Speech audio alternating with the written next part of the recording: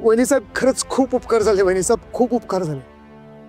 वहिनी साहेब, अहो तुमच्या उपकारांचं ओझं आधीच आमच्या खांद्यावर, त्यात आणखीन एका उपकाराची भर पडली. वहिनी साहेब, तुम्ही आणि प्रिन्स सरकार यांचं उपकार फेडायचं म्हणलं ना तर ह्यो जन्म पुरणार नाही बघा. अहो असं काय करते नाना? अहो मी काहीच केलेलं नाहीये. जे काही केले ते सगळं तुमच्या प्रिन्स सरकारांनीच केले. अहो तुम्ही दोघे खूप महत्वाचे आहात प्रिन्स सरकारांसाठी. हा, आणि खरं सांगू का, त्या गायकवाडने तुम्हाला फसून तुमचं घर जेव्हा तुमच्याकडून हिसकावून घेतलं ना, तेव्हा प्रिन्स सरकारांना खूप त्रास झाला. त्यांच्या डोळ्याला डोळा लागत नव्हता, अन्न पाणी गोड लागत नव्हतं, त्यांना खूप त्रास होत होता. त्यांचा स्वाभिमान दुखावला गेला. स्वाभिमान. आणि जेव्हा खूप प्रयत्नानंतर त्या गायकवाडच्या घशातून घर घेतलं ना तुमचं वापस, तेव्हा त्यांना बरं वाटलं. खूप आनंद झाला त्यांना आणि त्याच्या डोळ्यातून पाणी आलं. आनंदाश्रू आले त्यांच्या डोळ्यातून.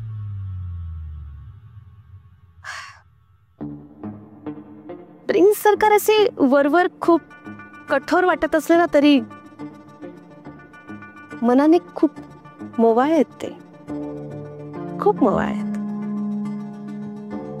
तुम्ही खरंच बोलताय वहिनी साहेब.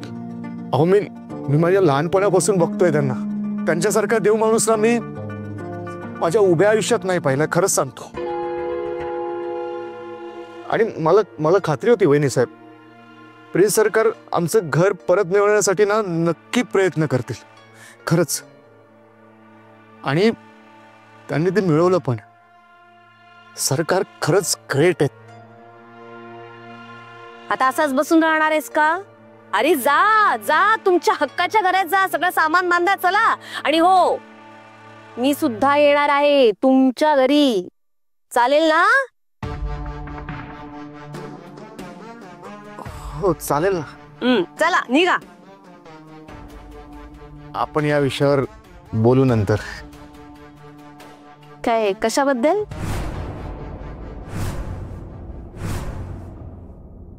काही नाही, ते प्रिन्स सरकार आमचं घर परत मिळवण्यासाठी काही ना काही नक्की प्रयत्न करतील असं मी बोललो होतो. तर या विषयावर नंतर बोलू असं म्हटलं होतं.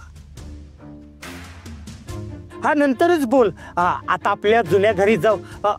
घरातल्या सामानाची आवरावर करायचे, बांधाबंद करायचे. चल चल. वहिनी साहेब, खूप उपकार झालेत वहिनी साहेब. एवढा तो आनंद झालाय त्यांना. हो ना, तुलाही खूप आनंद झालाय ना? म्हणजे मित्र आहे ना तो तुझा, मग जा मदत कर त्याला. उभी कायची ते, जा जा मदत कर. हो जाते जाते. मी पाणी घेऊन येते तुमच्यासाठी. हो हो. बापरे, किती खोटं खोटं वागायला लागते. खोटं हसून माझे चप्पल दुखायला लागले. काय म्हणताय? घर खूप छान आहे तुमचं आणि इथून वारा पण खूप छान येतो, म्हणून इथे बसले. हो मॅडम, पण छोटंसं आहे ना, पण धन्यवाद. तुम्ही तेवढं म्हणालात, भरून पाहू. टूथपेस्ट झाली, चहा पावडर, साखर आणि 4 साबणाच्या वड्या द्या. 1 किलो तूर डाळ, 1 किलो मूग डाळ आणि 1 किलो रवा द्या. देतो. हम तो तेरे आशिक है सदियों पुराने, चाहे तू माने चाहे. श्रद्धा, हो देवा, चांगला दिवस आहे आजचा. चल वस्त्रात चल. हाच तो क्षण, हीच ती वेळ. मन मोकळं करून टाक एकदा तिच्या समोर. दादा गुळ पण द्या. बर ठीक.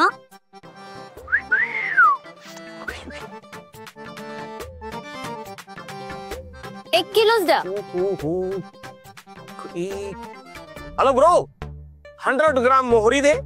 बर देत. श्रद्धा मॅडम तुम्ही ऍक्च्युली ना तुम्ही मला ना ह्याच्यापुढे दिसलाच नाही. मला वाटलं ते आमच्या चाळीत ते जाऊन दे, पण तुम्ही इथे काय करताय? म्हणजे ते खरेदीला आला असं खरेदी करताय? हो. हा. बिल करा सगळ्याचं. तुमची झाली खरेदी करून? हो. सोबत केली असती ना. हा? म्हणजे खूपच खरेदी केली तुम्ही. हा. मी फक्त 100 ग्रॅम मोहरी घ्यायला आलोय. काल रात्री फोडणी देत होतो आणि संपली ना अचानक. काय श्रद्धा मॅडम, घरातलं सगळं मलाच करावं लागतं ना. का घरचे कुठे गेले? घरचे टिश्यू आहे? नाही. हो. सॉरी ऍक्च्युली काय ना श्रद्धा मॅडम, माझ्या घरचे म्हणजे माझे आई आणि वडील, ते पण गावी असतात. मी माझं लक आजमावायला इकडे आलो होतो. आणि म्हणतात ना मराठी माणसाने जॉब करू नये, बिझनेस करावा, म्हणून मी स्वतःचा बिझनेस टाकला. पण काय ना श्रद्धा मॅडम, आता मला बिझनेस आणि घर दोन्ही सांभाळावं लागतंय हो. कसे दिवसभर सलून मध्ये मी माझ्या हातानं लोकांचे केस आणि दाढी कापतो आणि रात्री भाकरी थापतो. वा, फार मेहनती आहात.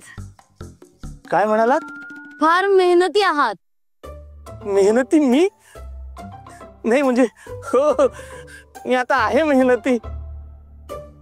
पण काय नाही श्रद्धा मॅडम, ती मेहनत करताना हाताला हातभार देणारा आयुष्यात कोणतरी हवं ना.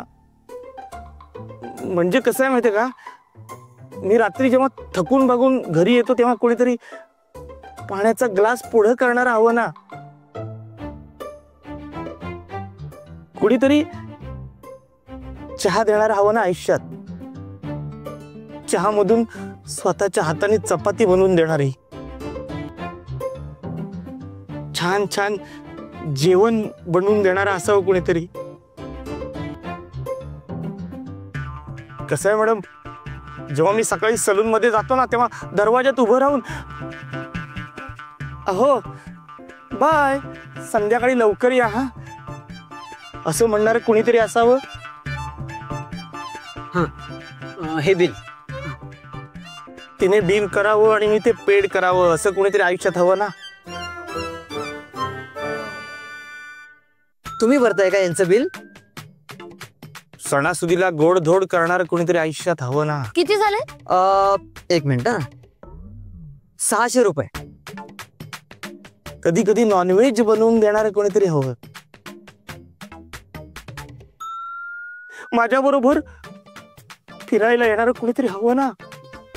एखादा छानसा पिक्चर लागल्यावर कोपऱ्यातल्या सीटवर बसून पिक्चर बघणार कुणीतरी हवं ना. माझ्यासाठी वडाला 7 फेऱ्या मारणार कुणीतरी आयुष्यात हवं ना.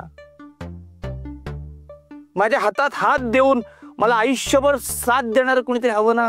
ही मोहरी नाही, मोहरी सारखी तडतडणारी नसावी, ती असावी प्रेमळ, निर्मळ मनाची, माझं बोलणं ऐकणारी, माझ्यावर खूप खूप प्रेम करणारी असावी ती. तुम्हाला सांगतो दादा. काय बडबड करताय? 50 रुपये झाले, देताय ना? हो. अरे ह्या कुठे गेल्या? अहो त्या केव्हाच गेल्या, मोहरी तडतडायच्या आधी. मग आता ही मोहरी ठेवा, तुमच्याकडेच ठेवा. ओ श्रद्धा मॅडम ऐका ना. ओ मॅडम ऐका ना. ओ श्रद्धा मॅडम ऐका ना. ओ श्रद्धा मॅडम थांबा ना, थांबा ना. नका ना, पळू नका ना. का अशा पळताय? कंटाळ्यात मला. नाही ते मला ना जरा जायचं होतं लवकर. आपण नंतर भेटून बोलूयात ना. Okay, no problem. You go, maybe you go. हा ना. Yes yes. नाही नाही, एक्सक्यूज मी, तुम्हाला नंद्या माझ्याबद्दल काही बोलला का? नाही ऐका ना, त्याचं काही ऐकू नका, विश्वास ठेवू नका त्याच्यावर. खूप खोटं बोलतो तो आपल्याविषयी. हो, आणि जर का त्याने तुम्हाला त्रास दिला ना, माझं नाव सांगा. मी असं बघितलं ना त्यावर ऐकू. शिवाचा कॉल आहे, इम्पॉर्टंट असेल. 1 मिनिट थांबा ना. हॅलो काय अरे आलो ना भावा, लगेच आलो. श्रद्धा मॅडम नाचो नाचो ओ नाचो नाचो मी पण नाचो. काय करता तुम्ही? हे असं का नाचतं येण्यासारखं? काय लॉटरी बिटरी लागले का? अहो लॉटरी नाही, आपला भाव आहे ना त्याचं जुनं घर त्याला परत मिळालं. काय खरंच? अहो खरंच आई मै आई शपथ. देवी आईला केलेली प्रार्थना फळली म्हणायची. मग आता नाचूया ना बरा. नाचो, ऐका ना, नाचो ना. असं असं करणार. ओ मॅडम ऐका ना, एकटे एकटे तरी नाचो ना.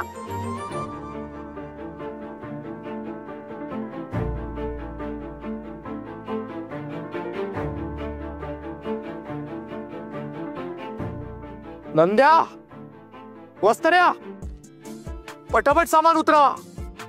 Coming coming. हे पोरांनो, जड जड सामान तुम्ही घ्या आणि हलका हलका मी घेतो. काय नाना तुम्ही पहिलवान माणूस हलके सामान घेणार काय? अरे काय टॉनिक घेतलं नाही ना म्हणून यार अशक्तपणा वाटतोय.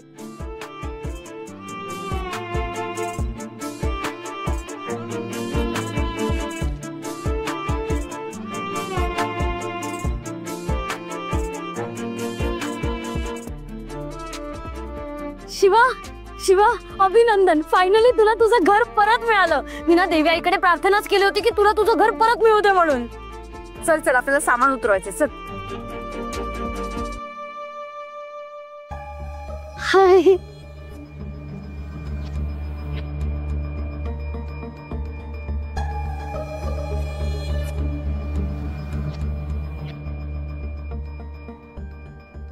सांभाळ.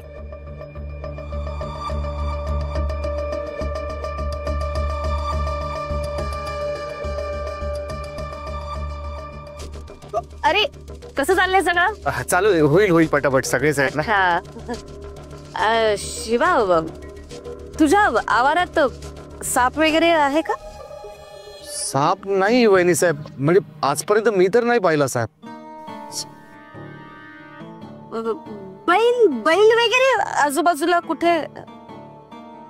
बैल इकडे तरी कोणाकडे नाही. म्हणजे आजकाल शहरात कोण बैल पाळणार आहे? हा हा, ते पण. काय झालं वहिनी साहेब? नाही नाही, मी असं सहजच विचारते. बरं वहिनी साहेब, तुम्ही आत बसता का?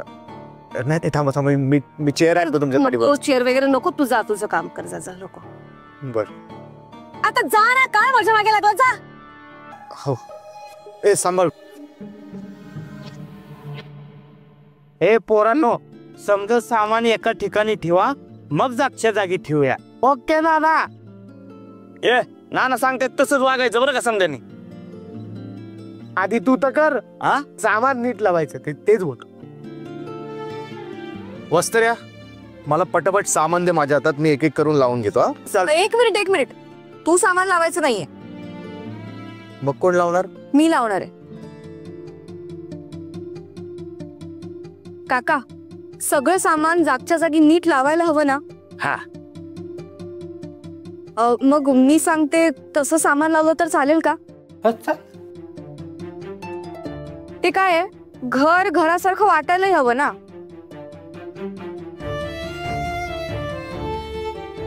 ओ मॅडम, घरासारखं घर म्हणजे ही आधी काय हे घर घरासारखं वाटत नव्हतं का? हा, नाही नाही, तसं नाही म्हणायचं मला. अरे पण पुरुषांपेक्षा बायकांना जास्त कळतं कुठली वस्तू कुठे ठेवायची ते.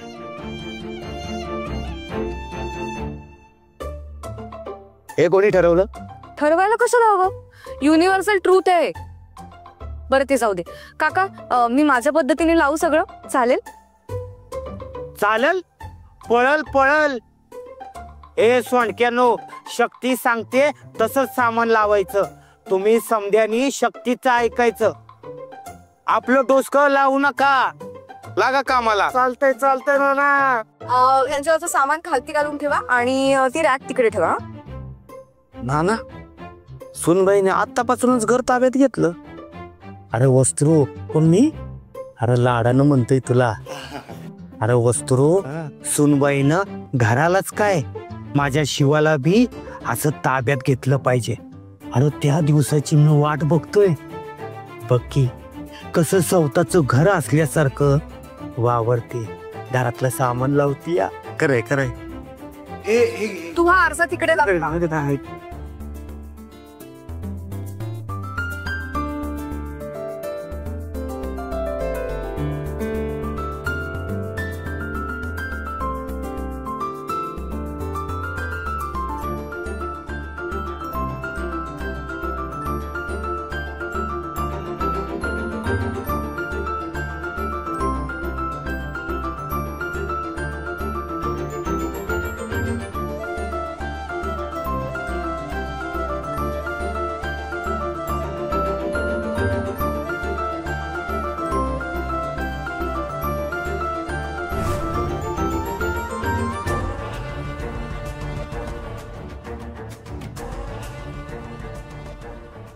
प्रिन्सनी का म्हणून हे घर त्यांना परत केलं असेल? काय हेतू असेल त्यांचा? मला ना स्पष्ट करायला काही सांगतच नाहीये ते. प्रिन्स पण ना कधी कधी एकदम विचित्र वागतात.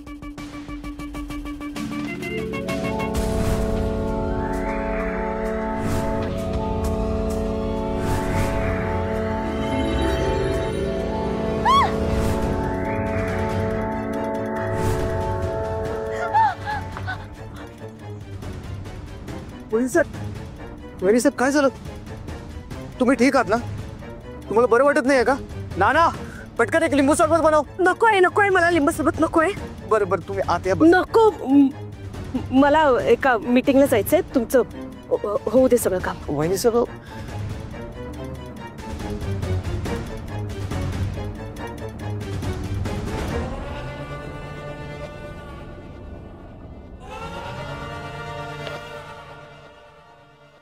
देशमाने अमाऊंट थोडी थोडकीच आहे. मी जास्त वेळ प्रोजेक्ट होलवर ठेवू शकणार नाही. ठीक आहे, तुम्ही मोहित यांची प्लीज बोलून बघा.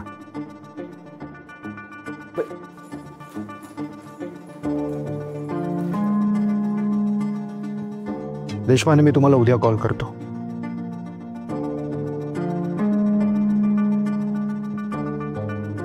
काय झालंय? अशी संतापलेली का दिसतेस? भांडून आलीस का कोणाशी? भद्रा, सांगशील का काय झालंय? हो, ती आदिशक्ती काय केलंय तिने? कोचिण्यासारखी चिकटली ती आदिशक्ती आपल्या आयुष्याला. तिला तिची जागा दाखवून द्यायला पाहिजे. तिचा लवकरात लवकर काहीतरी बंदोबस्त केला पाहिजे. प्रिन्स, सांगते तुम्हाला मी. भद्रा नीट सांग ना, काय झालं? काय शिवाला त्याचं घर परत मिळते हे सांगण्यासाठी मी घरी गेले होते. त्याच्या मागेच मी घराकडे गेले आणि घराचं शिफ्टिंग सुरू होतं म्हणून मी खिडकीजवळ थांबले आणि अचानक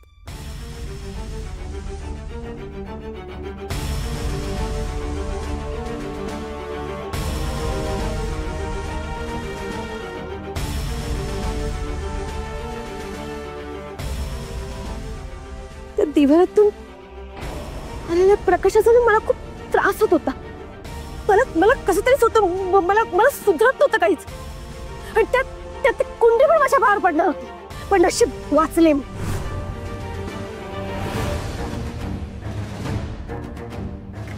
तुम्हाला काय गरज होती त्या शिवाला त्याचं घर परत मिळवून द्यायची? आणि प्लीज तुमच्या डोक्यात काय चाललंय नक्की मला सांगा. त्या आदिशक्तीचा नायनाट तुम्ही कसा काढात मला लवकरात लवकर सांगा. शांत हो. बस.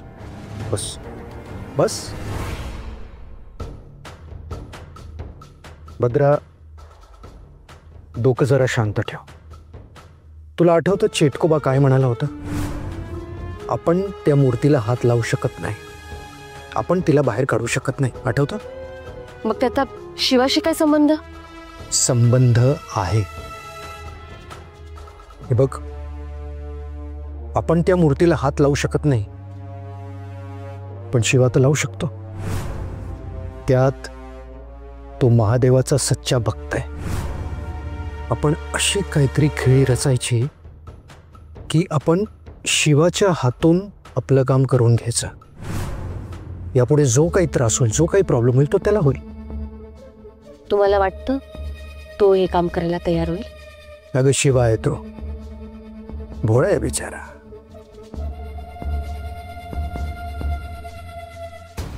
सरकारच्या शब्दाबाहेर तो अजिबात नाही.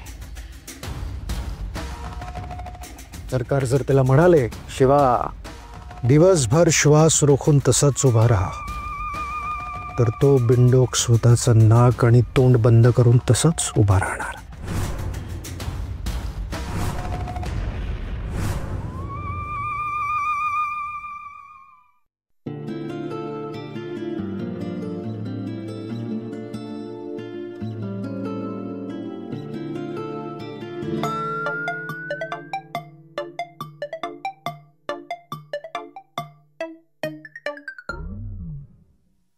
किती छान सेट झालंय ना घर. पहिलं होतं ना त्याच्यापेक्षा एकदम वेगळे झाले. लय भारी दिसतंय आता. सगळी शक्ती मॅडमची जादू. हो ना. म्हणून म्हणत असतो मी, बाई पाहिजेत. हा?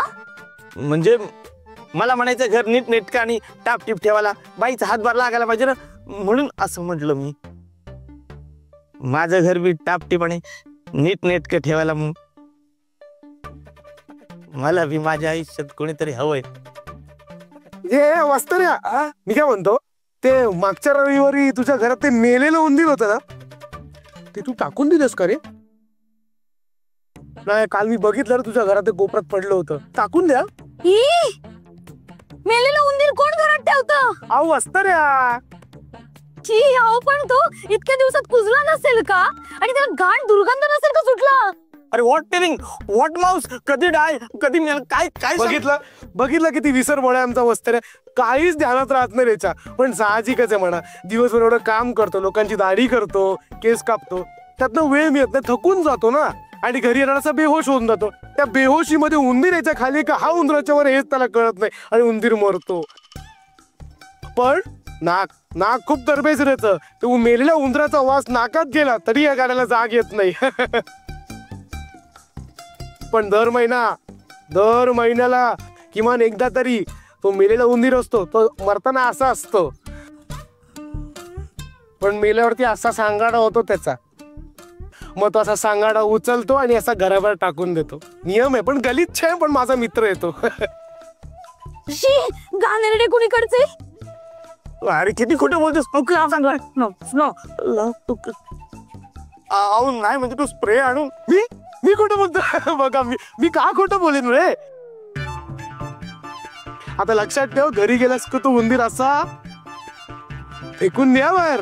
गलिच्छ आहेस तू, लक्षात ठेव.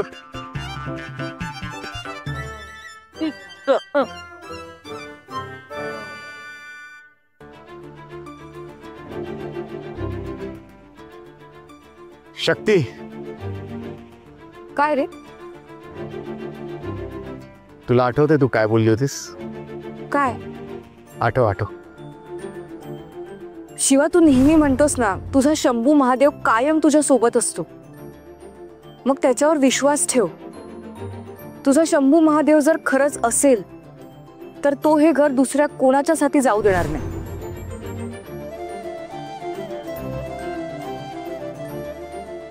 आठवलं का? आणि मी तुला म्हटलं होतं, माझा शंभू महादेव कायम माझ्या पाठीशी उभा असतो. बघ, खरं झालं की नाही सगळं?